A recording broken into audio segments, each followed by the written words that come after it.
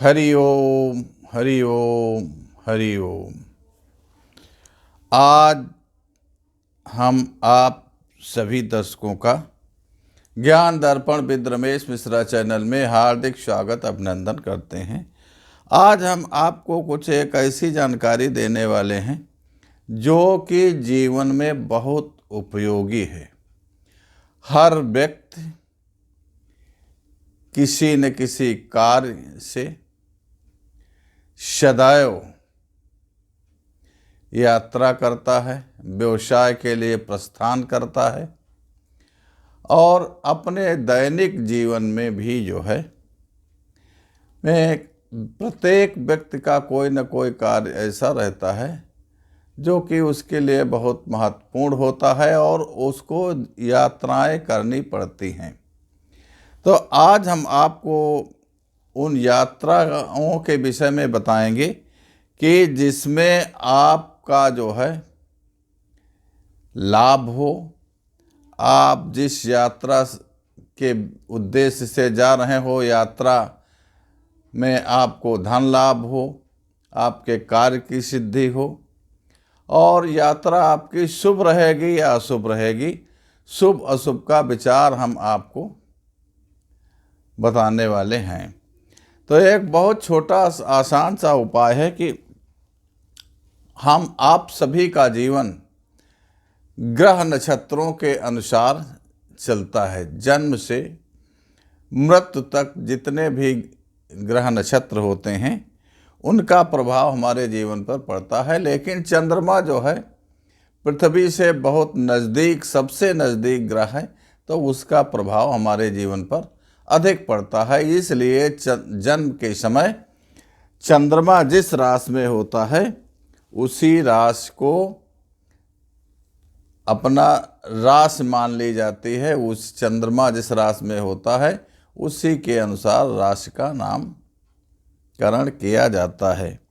तो आज आपको हम ये सिर्फ बताने वाले हैं कि जब कहीं आप यात्रा करने वाले हैं, किसी शुभ अशुभ किसी कार्य से जाने वाले हैं, तो सबसे पहले आप दैनिक पंचांग जो आपके सामने है, ये आपके न्यूज़पेपर में भी दिया रहता है प्रतिदिन का पंचांग और मोबाइल में भी रहता है। तो पंचांग में आप देखते हैं इसके प्रारूप में 12 घर होते हैं। तो 12 घरों में 1 2 3 4 5 6 7 8 9 10 11 12 जो अंक पड़े हैं ये राशियां होती हैं। राशियां होती हैं और इन किस राशि में कौन सा ग्रह उस है ये दिया रहता है। तो उससे अपने को कोई मतलब नहीं है। अपना सिर्फ ये देखना है 1 2 3 4 5 6 7 8 जो ये अंक पड़े हुए हैं ये राशियों के अंक हैं। पहला मेष, दूसरा वृष, तीसरा मिथुन, इसी तरीके से 12 राशियों के नाम है। राशियों का नाम न पढ़ करके अंक पड़े रहते हैं। तो आपको यदि पूर्व की दिशा में यात्रा करनी है तो आप सबसे पहले देखें कि चंद्रमा जो है किस राशि में है। तो चंद्रमा यदि ये देख रहे हैं आपके सामने ने 1 नंबर राशि में यदि चंद्रमा है, यदि 5 नंबर में चंद्रमा है और यदि 9 नंबर में चंद्रमा है, तो ये इन घरों में यदि 1 नंबर, 5 नंबर, 9 नंबर में चंद्रमा होगा तो चंद्रमा पूर्व दिशा में होगा। जब पूर्व दिशा में होता है तो चंद्रमा मेष राशि में, सिंह राशि में और धनु राशि में होता है।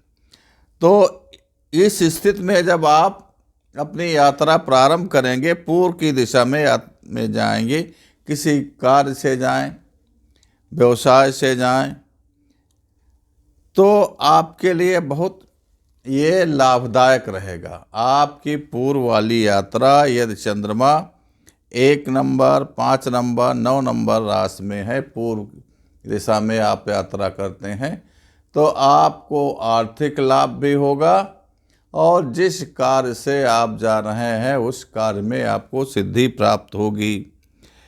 अब आप देखें, यदि चंद्रमा 2 नंबर की राशि में है या 6 नंबर की राशि में है या 10 नंबर की राशि में है, तो जब 2, 6 और 10 इन राशियों में चंद्रमा होता है तो चंद्रमा 2, 6 या 10 में किसी एक राशि में हो 2, 6, 10 में, तो चंद्रमा दक्षिण दिशा की तरफ होता है। तो जब दक्षिण दिशा में चंद्रमा होता है तो उस दिन आप दक्षिण की यात्रा यदि करते हैं तो आपको सुख संपत्ति प्राप्त होगी। चंद्रमा 2, 6, 10 हमने लिख भी रखा है यहाँ, ये दक्षिण में रहता है, तो उस दिन अगर आप दक्षिण में दिशा में यात्रा करते हैं तो आपको सुख संपत्ति प्राप्त होगी। यदि चंद्रमा 7, 3, 11 7 नंबर ये जो है तुला राशि हुई और 3 नंबर मिथुन हुई और 11 नंबर कुंभ राशि हुई। यदि इन राशियों में चंद्रमा है तो चंद्रमा की स्थिति पश्चिम दिशा में होगी। यदि पश्चिम दिशा में चंद्रमा की स्थिति है और आप पश्चिम की दिशा में यात्रा कर रहे हैं तो आपको ये अच्छा फल देने वाली यात्रा नहीं होगी। तो इसको आप जहाँ तक हो सके तहाँ तक चंद्रमा यदि पश्चिम दिशा में है, पश्चिम 7, 3, 11 7वीं राशि में, तीसरी राशि में, 11वीं राशि में यह चंद्रमा है तो पश्चिम दिशा की यात्रा आप अवॉइड करें। इससे आपको नुकसान हो सकता है ये अशुभ फलदायक है। तो इसलिए हमारा अनुरोध है कि यदि उस दिन चंद्रमा उस दिन के जन्मांक में आपका पश्चिम दिशा में है तो पश्चिम दिशा की यात्रा को वर्जित रखें, आप यात्रा न करें। यदि आपका चंद्रमा उस दिन जिस दिन आप यात्रा करने वाले हैं उस दिन जन्मांक में देखें कि चंद्रमा 8, 4, 12 चंद्रमा 8वीं वृश्चिक राशि में है या 4थी कर्क राशि में है और यह चंद्रमा मीन राशि में है। तो जब 8, 4, 12 में से किसी राशि में चंद्रमा होगा तो उस समय आकाश मंडल में चंद्रमा की स्थिति उत्तर दिशा में होगी। तो उत्तर दिशा में जब चंद्रमा की स्थिति होगी और आप उत्तर दिशा का जो है आप प्रस्थान करेंगे, उत्तर दिशा के लिए किसी कार्य के लिए जाएंगे, तो वहाँ पर आपके धन का नुकसान होगा, आपके धन का नुकसान होगा।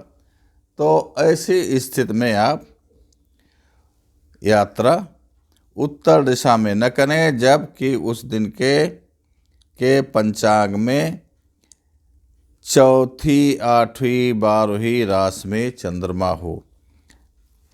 तो आपको हमने ये संक्षिप्त जानकारी दी। अगर इस पर आप ध्यान दे करके अपनी यात्रा करेंगे तो आपको शुभ फल ही प्राप्त होंगे और जीवन आपका सुखमय रहेगा। यदि आपको ये जानकारी कैसी लगी, यदि आपको ये जानकारी अच्छी लगी, चैनल पे नए हैं तो सब्सक्राइब कीजिए, लाइक कीजिए कीजिए और अपने साथियों को शेयर कीजिए। आपको जो भी जानकारी दी जाती है वैदिक सिद्धांत, वैदिक ग्रंथों के हिसाब से आपको जानकारी दी जाती है, जो कि 100% सही ग्रंथों द्वारा ली गई है। धन्यवाद।